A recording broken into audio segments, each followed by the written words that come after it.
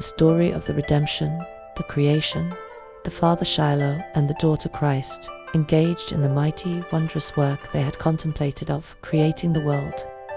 There were mountains and hills and plains, and interspersed among them were rivers and bodies of water. The earth was not one extensive plain, but the monotony of the scenery was broken by hills and mountains, not high and ragged as they now are, but regular and beautiful in shape.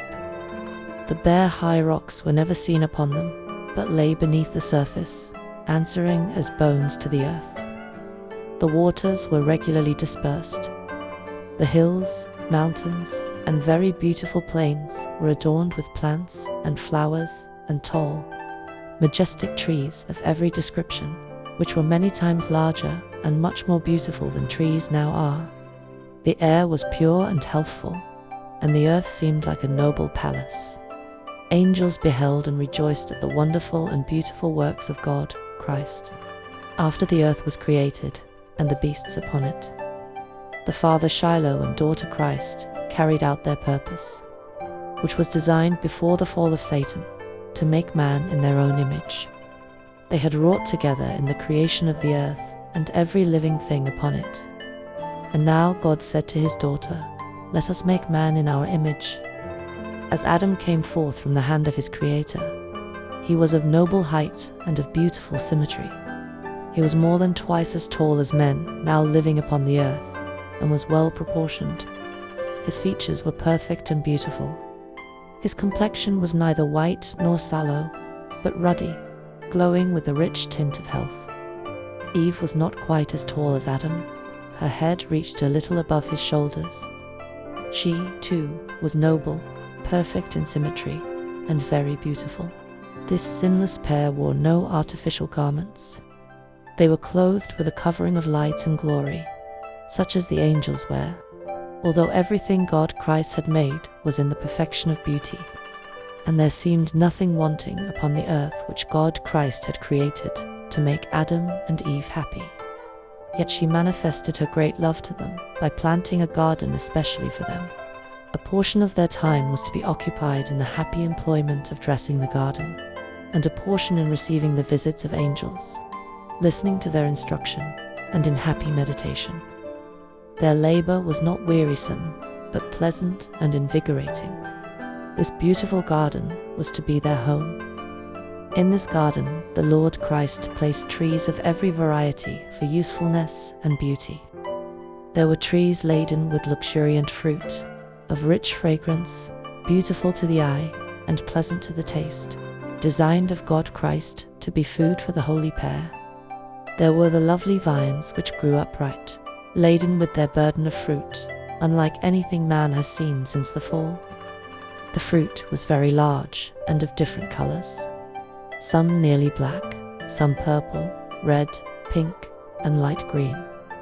This beautiful and luxuriant growth of fruit upon the branches of the vine was called grapes. They did not trail upon the ground, although not supported by trellises, but the weight of the fruit bowed them down. It was the happy labor of Adam and Eve to form beautiful bowers from the branches of the vine and train them, forming dwellings of nature's beautiful living trees and foliage, laden with fragrant fruit. The earth was clothed with beautiful verdure, while myriads of fragrant flowers of every variety and hue sprang up in rich profusion around them. Everything was tastefully and gloriously arranged. In the midst of the garden stood the tree of life, the glory of which surpassed all other trees. Its fruit looked like apples of gold and silver, and was to perpetuate immortality. The leaves contained healing properties. Adam and Eve in Eden, very happy with a holy pair in Eden. Unlimited control was given them over every living thing. The lion and the lamb sported peacefully and harmlessly around them, or slumbered at their feet. Birds of every variety of color and plumage flitted among the trees and flowers and about Adam and Eve, while their mellow-toned music echoed among the trees in sweet accord to the praises of their Creator Christ. Adam and Eve were charmed with the beauties of their Eden home. They were delighted with the little songsters around them, wearing their bright yet graceful plumage, and warbling forth their happy, cheerful music. The holy pair united with them and raised their voices in harmonious songs of love, praise, and adoration to the Father, Shiloh, and his dear daughter Christ for the tokens of love which surrounded them. They recognized the order and harmony of creation, which spoke of wisdom and knowledge that were infinite. Some new beauty and additional glory of their Eden home they were continually discovering, which filled their hearts with deeper love and brought from their lips expressions of gratitude and reverence to their Creator Christ. Consequences of rebellion. In the midst of the garden, near the tree of life, stood the tree of knowledge of good and evil. This tree was especially designed of God, Christ, to be the pledge of their obedience, faith, and love to her. Of this tree, the Lord Christ commanded our first parent not to eat, neither to touch it, lest they die. She told them that they might freely eat of all the trees in the garden except one. But if they ate of that tree, they should surely die. When Adam and Eve were placed in the beautiful garden, they had everything for their happiness which they could desire. But God chose, in her all-wise arrangements, to test their loyalty before they could be rendered eternally secure. They were to have her favor, and she was to converse with them, and they with her. Yet she did not place evil out of their reach. Satan was permitted to tempt them. If they endured the trial, they were to be in perpetual favor with God, Christ, and the heavenly angels. Satan stood in amazement at her new condition. Her happiness was gone. She looked upon the angels who with her were once so happy, but who had been expelled from heaven with her. Before their fall, not a shade of discontent had marred their perfect bliss. Now all seemed changed. Countenances which had reflected the image of their Maker Christ were gloomy and despairing. Strife, discord, and bitter recrimination were among them. Previous to their rebellion, these things had been unknown in heaven. Satan now beheld the terrible results of her rebellion. She shuddered and feared to face the future and to contemplate the end of these things.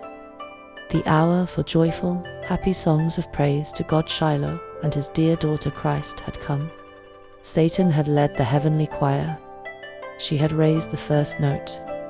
Then all the angelic host had united with her, and glorious strains of music had resounded through heaven in honor of God Shiloh and his dear daughter Christ. But now, instead of strains of sweetest music, discord and angry words fall upon the ear of the great rebel leader. Where is she? Is it not all a horrible dream? Is she shut out of heaven? Are the gates of heaven never more to open to admit her? The hour of worship draws nigh, when bright and holy angels bow before the Father Shiloh. No more will she unite in heavenly song. No more will she bow in reverence and holy awe before the presence of the eternal God. Could she be again as she was when she was pure, true, and loyal? Gladly would she yield up the claims of her authority. But she was lost, beyond redemption, for her presumptuous rebellion. And this was not all. She had led others to rebellion and to the same lost condition with her self-angels, who had never thought to question the will of heaven or refuse obedience to the law of God till she had put it into their minds, presenting before them that they might enjoy a greater good, a higher and more glorious liberty. This had been the sophistry whereby she had deceived them. A responsibility now rests upon her, from which she would fain be released. These spirits had become turbulent with disappointed hopes. Instead of greater good, they were experiencing the sad results of disobedience and disregard of law. Never more would these unhappy beings be swayed by the mild rule of Christ.